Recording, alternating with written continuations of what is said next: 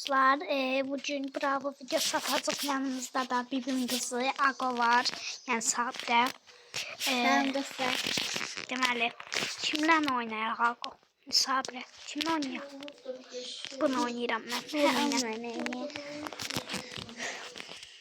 Mən bu 3 maç oynayıb çıxacaq və başqa bir videoya keçəcək. Başqa maç oynayacağıq.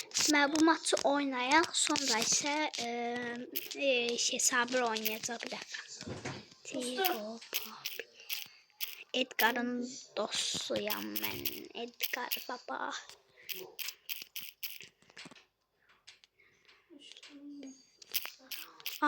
Timurlar. Yox, nə Müstəmətdinin dadlısıdır. Neyse bu maçı da oynayaq, sonra bir dəfə Sabir oynasın və görüşürüz.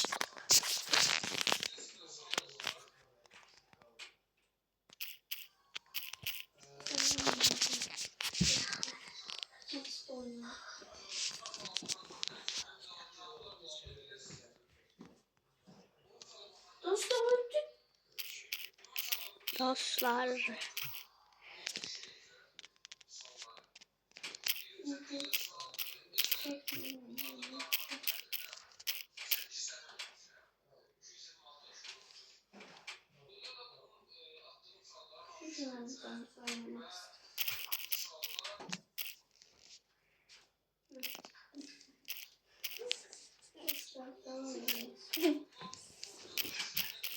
Nə gəlirsə mənim başıma gəlir.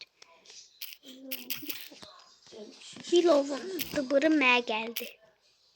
Bəxtə.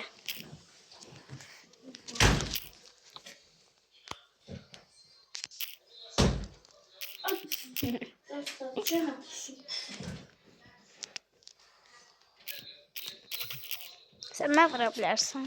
Bot.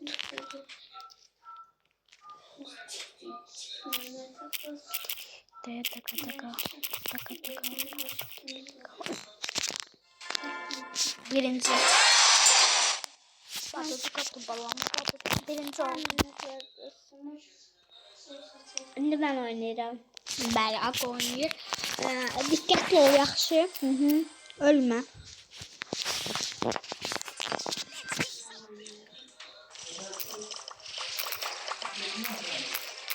Alo.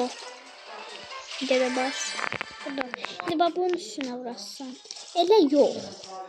Hə, vur. Vur. Vur da nə Ago, vur.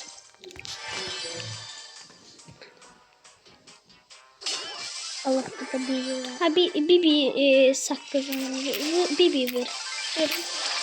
Geçer. Sabrə məndən yaxşı oynayır. Hə. Şey oldu. Emzi vur. Burada ne vur? Vuramıram qaçsın.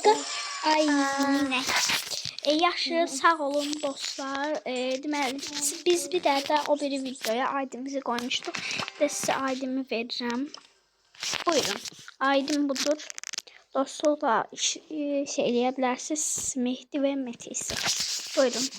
Aydı qəbul edin və sağ olun. Sağ olun dostlar.